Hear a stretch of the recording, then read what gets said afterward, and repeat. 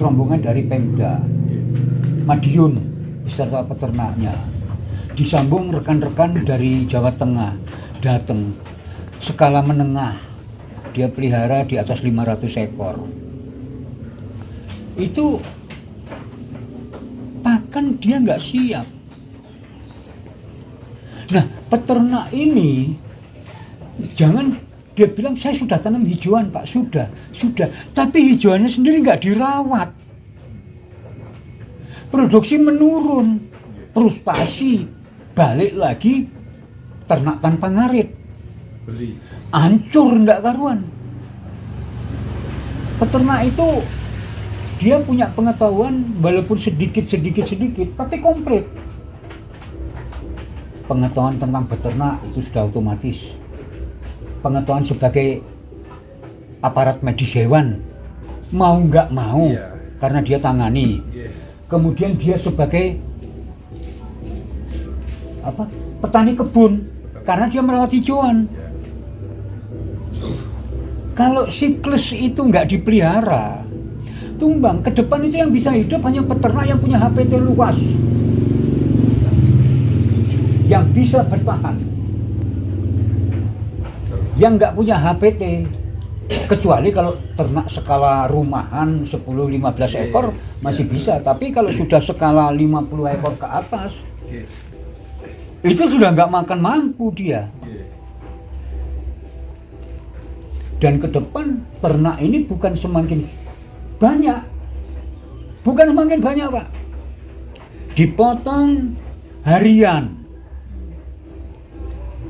pedagang sate dan sebagainya, belum lagi orang-orang party, dia butuh kambing guling dan sebagainya. Kemudian kebutuhan keagamaan, akikah. Indonesia negara mayoritas muslim, tentunya mereka upacara akikah ini bagian daripada kehidupannya. Yaitu katakan 10% aja yang melaksanakan akikah, 10% dari jumlah kelahiran loh, berapa puluh ribu ekor per hari. Kita lihat statistik. Nah, misalnya di Banyuwangi ini statistik angka kelahiran berapa sih? Per hari, per bulan, ambil aja. Nggak usah sampai 100%-nya itu melaksanakan akikah, enggak. Katakan sampai 25% aja yang melaksanakan akikah. Sudah berapa ekor tiap hari yang dipotong untuk akikah? Belum lagi gongnya di hari Idul Adha. Sehingga ternak ini bukan semakin banyak. Kita melihat dibantai rata-rata betina. Kecuali yang orang-orang yang memang betul-betul konsisten breeding, yang masih bisa mempertahankan ternaknya. Ada temen, dia peternak kecil. Beberapa hari yang lalu dia ngubungin saya. Loh, kemana? Ada berapa ekor punyamu sekarang? Kosong Pak kandang. Loh, lah kok kosong? Kenapa? Aduh, imanku nggak kuat, dia uang ratusan ribu Pak. Harga ternak mahal Pak. Tergoda dengan RP. Jadi karena ternak pada hari-hari ini untuk kelas breeding harganya luar biasa. Betina itu luar biasa harganya. Dibanding tahun lalu peningkatannya harga itu sekitar 25% Pak, meningkatnya. Dibanding tahun lalu dengan situasi yang sama pasca kurban. Itu naik 25%. Kalau yang lalu umpamanya 2 juta, ya sekarang sudah 2.500.000. Makanya yang breeding, konsisten breeding, dia aja yang bisa bertahan. Plus dia punya HPT. Kalau nggak punya HPT, rumput mengandalkan beli, atau dia hanya beli makan penguat yang diberikan, nggak akan bisa ketemu hitungannya. Habis buat beli pakan. Berat Pak, iya berat. Jadi prospek ke depan breeding itu masa depan yang sangat cerah. Bukan pekerjaan sampingan. Cukup kalau untuk menghidupi keluarga. Dari 40 ekor induk yang kelas super itu sangat cukup. Nggih, kan Pak Des ngapunten. Sangat cukup. Mindsetnya orang di desa itu kan apa breeding atau angon ini kan buat sampingan Mas ya. Biasanya punya pekerjaan sambil punya tapi kalau yang buat pekerjaan utama itu kan masih iya, orang ragu. Nggih. Mencukupi apa enggak? Cukup, Pak. Loh kalau 40 ekor breeding itu per bulan itu kan kita ngitungnya 240 hari dibagi jumlah induk 40, maka ketemu angka 6 induk inilah yang beranak dalam 1 bulan punya 6 anak. Lah kalau 6 anak ini umpamanya nanti endingnya di 5 bulan bobotnya katakan 40-an, 240 kilo loh Pak per bulan kita menghasilkan daging. Saya masih cari baru. 240 kilo itu diuangkan ya lebih untuk kehidupan itu Pak, apalagi di desa. Iya, Kosnya nggak terlalu mahal di kota. sering orang memandang sebelah mata. Iya. Makanya sekarang sudah banyak yang pemodal besar yang mulai tertarik di dunia ternak. Tapi pada umumnya kalau saya lihat peternak besar itu dia pemeliharaannya nggak begitu terawat dengan baik karena satu partai besar, yang kemudian yang kedua anak buah kandang untuk menyamakan mindset beternak itu sulit. Kadang anak buah kandang dikasih tahu iya kalau nurut, apakah kita tiap hari di kandang kan enggak. Kalau saya ya alhamdulillah ngecek kandang itu cukup sebulan sekali, ngecek real saya lihat. Loh, pertanyaannya kenapa kok masih bisa terawat? Karena pertumbuhan bulanan wajib anak buah nimbang. Makanya saya pasang AirTag nomor sekian timbang berdasarkan tanggal lahirnya. Begitu terjadi penurunan dari target yang saya tentukan, saya lakukan evaluasi ada apa. Sehingga nggak akan bisa selip itu Pak, nggak akan bisa selip. Nah kalau yang partai besar susah Pak. Banyak orang, kemudian mereka hanya menghabiskan waktu jam kerja. Ya memang mereka kerja, tapi kerja tanpa hati Pak. Padahal ternak ini kan barang hidup, bekerja dengan hati.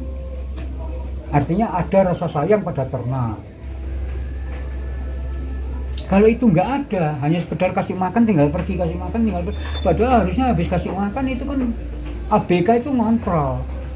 Ya kira-kira 15 menit, ternak makan semua. Tidak ada satupun yang kalah atau yang mundur dari palungan, indikasi sakit. Itu nggak ada, oh ya berarti bagus. Jangan ternak itu laporannya ABK hanya mati Pak, 2 minggu lagi mati Pak. Laporannya ABK itu yang benar Pak, ada yang sakit. Itu yang paling benar. Sehingga sakit itu baru kita cek gejala klinisnya. Kita cek gejala klinis, apa suhu badannya, nggak punya termo, cek pakai tangan manual, cek rongga mulut. Kalau memang mungkin ada luka atau apa, kok makannya males. Nah kalau saya sementara penanganan, kalau saya nggak ngerti penyakitnya apa, memang saya nggak sekolah, ya cukup saya kasih herba, telur, kunyit, madu kecap. Fungsinya telur madu kunyit kecap, fungsi energi ada, fungsi antibiotiknya ada, energinya juga ada dari madu, proteinnya ada dari kecap. Jadi begitu mundur dia nggak makan 1 hari, saya kasih itu, insya Allah Pak pagi itu seger, pagi itu rata-rata seger, fit badannya. Jadi recording itu penting ya, Pak? Iya. Dari lahir berapa, anunya berapa? Iya. Jadi kalau umpamanya kita nggak peka ke sana, ya itu tadi baliknya laporannya ternak mati, bukan ternak sakit. Artinya yang dilaporkan ternak sakit. Wah, ternaknya tak beleh. Mati dah. Sehingga kita bisa ini, kalau tiba-tiba mati berarti abai. Kecuali kalau keracunan, misalnya makan ulat, Oh, iya. keracunan itu memang sudah kita nggak bisa Ya, apa-apa. ya, gitu. Alhamdulillah.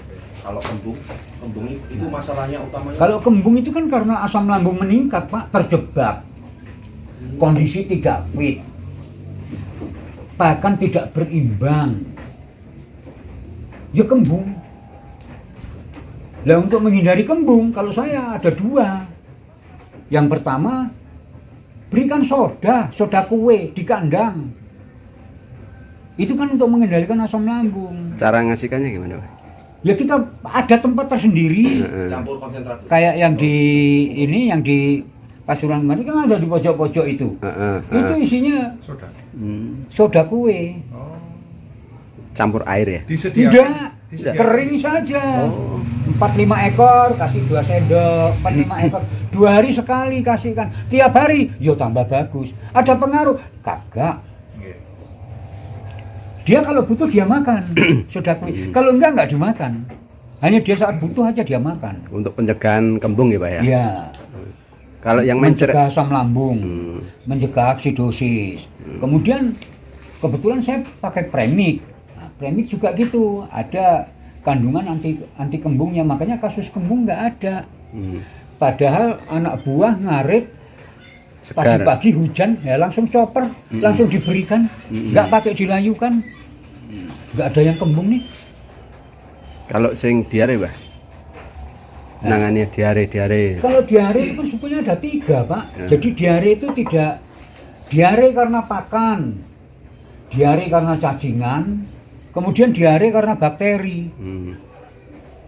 Kalau diare karena pakan, ciri-cirinya suhu panas tinggi 1. Karena pakan ya, ulangi, kalau karena pakan suhu badan enggak, dia diare, kemudian warnanya masih normal, hijau-hijau gitu. Kemudian dia makan tetap normal. Ini pasti penyebabnya adalah pakan dan minum.